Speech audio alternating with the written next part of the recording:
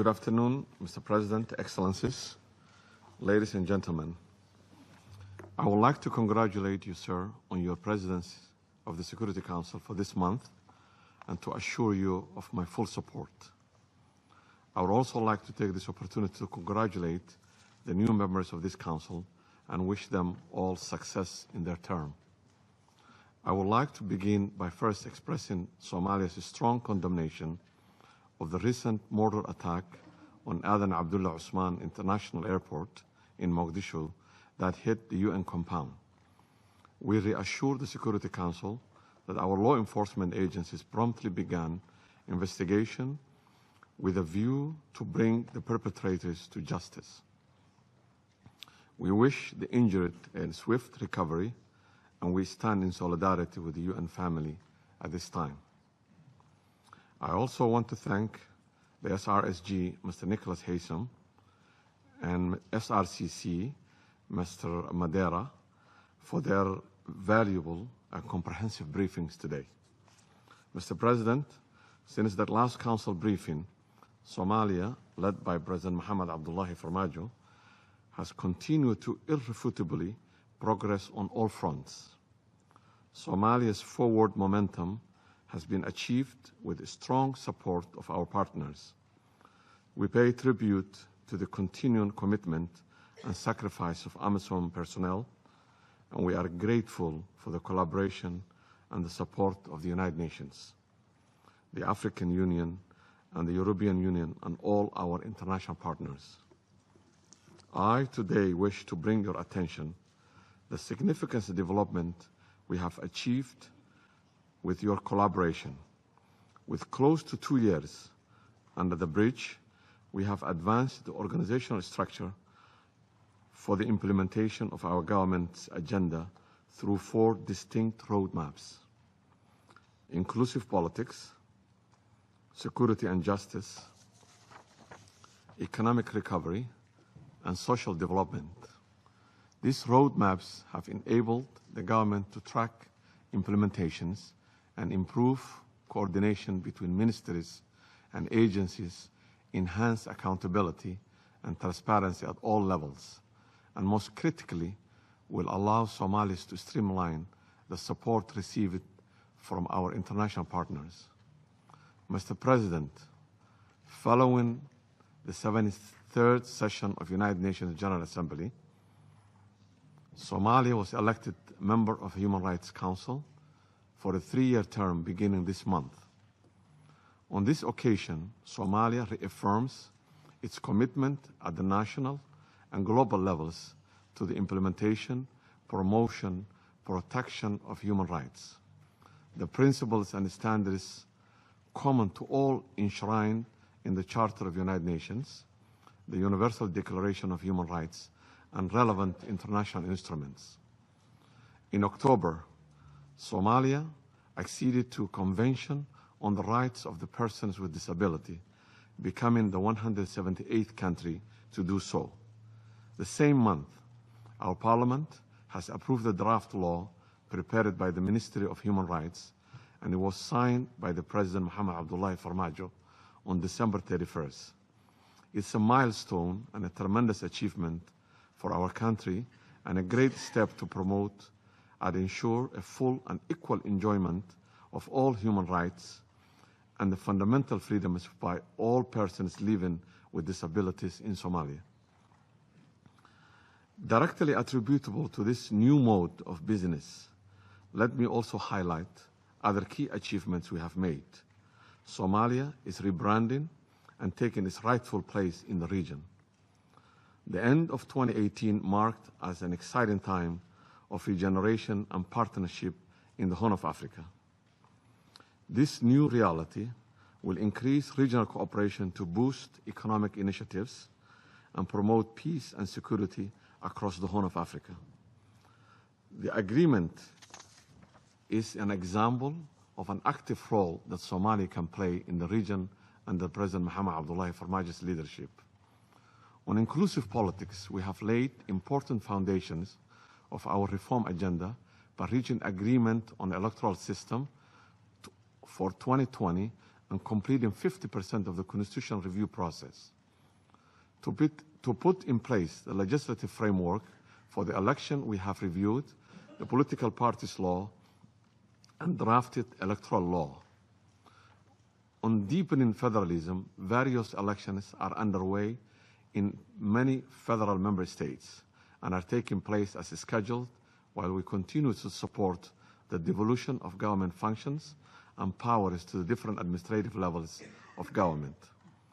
Our working relationship with our federal member states are getting stronger. We are implementing a jointly developed framework for security support with Hirshabelle State and are currently finalizing the same with Southwest State. Building the trust of the Somali citizen in their government is a key part of our political reform, including through the tackling crippling corruption. In this regard, we have passed an anti-corruption law and established anti-corruption commission, and the cabinet endorsed the federal justice and corrections model, a key step to strengthen the rule of law in Somalia. And to deepen federalism and practical issues, we reached a resource management agreement on the ownership, management, and sharing of fisheries, petroleum, and mineral resources. Lastly, to build a trust between Somalis and make our political reforms genuinely inclusive, my president has led a reconciliation effort across the country. In the city of Gaalkacyo in central Somalia, the president brought the parties together to resolve the conflict and broken relations. To resolve the conflict, and the government has followed up with integration of local forces to enhance the peace. In Tukaraq, in the northwestern part of Somalia, the president is leading a mediation effort to de-escalate the tensions. And in the district of Merka in Lower Shabelle, his support has strengthened local community reconciliation initiative and benefiting Lower Shabelle security along the coastal line. On the security front, the federal government of Somalia has made considerable progress in the implementation of the Somali Transitional Plan and the national security architecture. Through the security and the justice roadmap, we have broken down the task into priority areas to ensure that activities are not implemented on an ad hoc basis, but are concentrated in areas and aligned to other security efforts in order to multiply the effect. The Somali National Army has conducted independent operations in support of the transitional implementation in Lower Shabelle and Middle Shabelle. Key areas such as the coastal town of Merka were cleared and are being held by SNA to enable stabilization, peace building, and reconciliation initiatives. The implementation of the transition has also continued in the capital, with the Somali police forces taking over the security responsibility of the Mogadishu Stadium from AMISOM. We, the federal government, has restructured the National Intelligence Agency to a civilian intelligence gathering agency, moving operational units to the Somali police force. This is no mean feat. In line with our reform agenda, the House of the People just this week approved pension and gratuity bill that will pave the way for the disengagement and large number of inactive civil servants. We continue to restructure the Somali security forces and redefine their roles and responsibilities in support of the payroll reform, the biometric registration, and our national registration force is nearing completion. On economic recovery, the federal government of Somalia has achieved success due to our relentless fight against corruption through widespread economic reforms. For the first time in many years, high-ranking officials have been arrested and charged in the connection with embezzlement. The Minister of Finance is now the only line ministry entrusted with revenue collection that were previously collected by different government institutions. Domestic revenue has increased. Taxes and government fees are paid directly to the Central Bank of Somalia. As a result of these key policies and strengthening fiscal discipline, our tax base has expanded. A staff-level agreement has been reached with IMF on the completion of the third Staff Monitoring Program, SMP3, thus making significant progress to pave the way for a debt relief. In partnership with the UN, World Bank, and EU, we have developed the Resilience and Recovery Framework as a medium to long-term economic, social responsibility to vulnerability.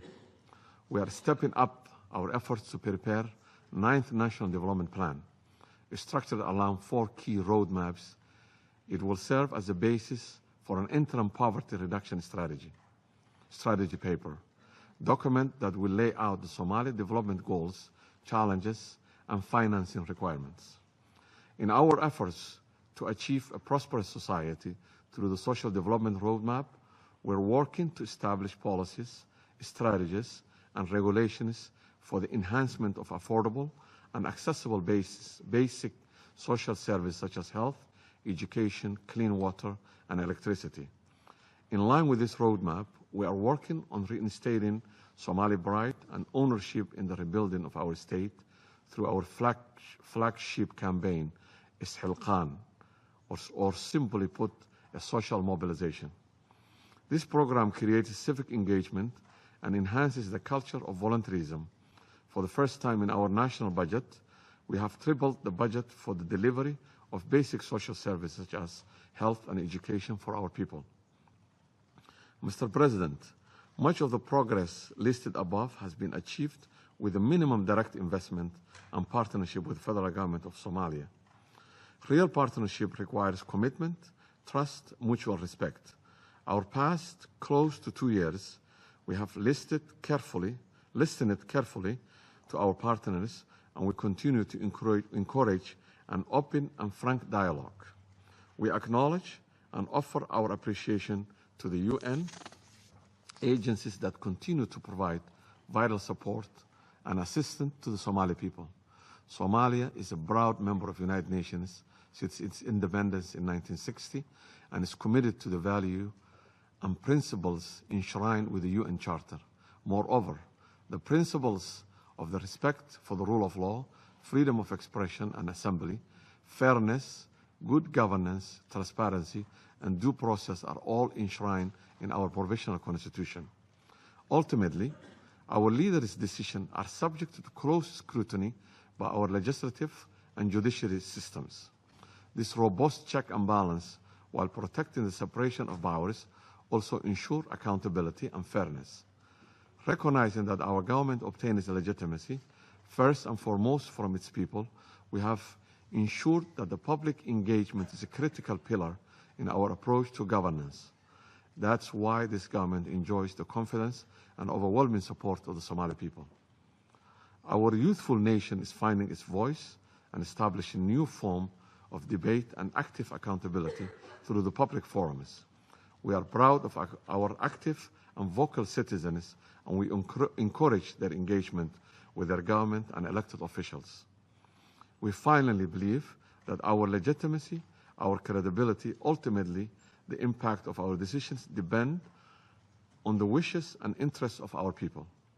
The Somali people want Somalia to have its rightful place in the community of nations, and with that aspect, a mutual respect and reciprocity, the Somali people demand that their government assume responsibility for its own decisions and shape their future.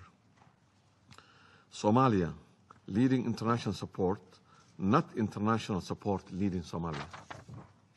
We therefore have a duty to reestablish Somalia's position in the world and to represent Somalia's interests actively in the world stage.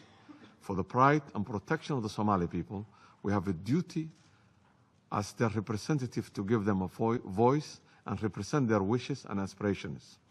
Mr. President, allow me to address the issue at hand. Somalia distinguishes between the institutions that we are part of and individual conduct that has detrimental effect on our fragile nations.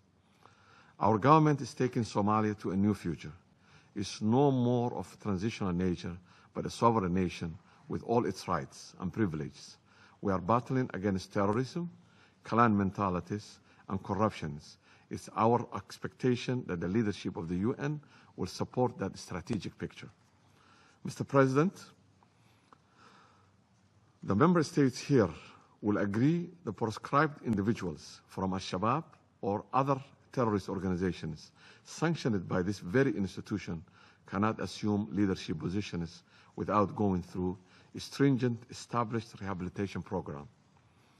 During the last two federal electoral cycles, your representatives in Mogadishu have reiterated again and again that the candidature and potential election of any individual with violent extremism history will represent a regressive step. Therefore, while we strive to reestablish the rule of law and end of culture of impunity, we reject the criticism and attempt to rebrand renewed terrorism as an ice cream salesperson without redeeming themselves. Finally, as a maturing nation undergoing a challenging evolution, we do not shy away from the task ahead of us, as we are hard at work laying foundations for generations to come. The federal government of Somalia remains committed to our reform agenda to establish effective institutions that abide by our Constitution, respect the human rights of all citizens, adhere to international humanitarian laws, and create forces that are accountable, transparent, and able to defend the people, sovereignty, territorial integrity, political independence, and unity of Somalia. In these endeavors, we continue to promote the respect of human rights and commit to fully investigate any forms of violations, abuses against our people. Mr. President, the challenge facing Somalia are complex, but gradually Somalia is taking the lead in addressing them through Somali-led initiative.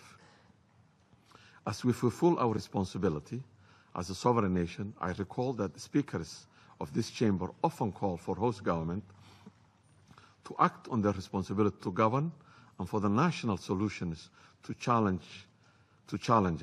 Somalia has demonstrated a strong political will to do so. This should be applauded, not extinguished. Somalia continued to make a considerable progress across ambitious and challenging reform agenda. We cannot do so alone. We are grateful for the support of international partners and their commitment to Somalia. This support will be most effective when it's delivered in line with objectives we have set out in our roadmap and when it's directed toward the Somali priorities. We look forward to continue to work closely with our partners to ally their support, build a rich and bright, prosperous future for Somalia. I cannot conclude my remarks without once again reiterating our appeal to the Security Council that the UN and its representatives have duty, even obligation, to respect their mandate and do not interfere in our internal affairs, and let the Somalis control their own destiny. We believe that collaboration with the United Nations on this basis is more likely to bring concrete, positive outcome. With the help of our partners, Somalia is on the right path to recovery from several decades of civil war and anarchy. The Somali government is committed to bringing political stability to the country and will take the necessary measures to maintain those hard-earned gains in accordance with our constitutional and international law. I thank you. Doy las gracias.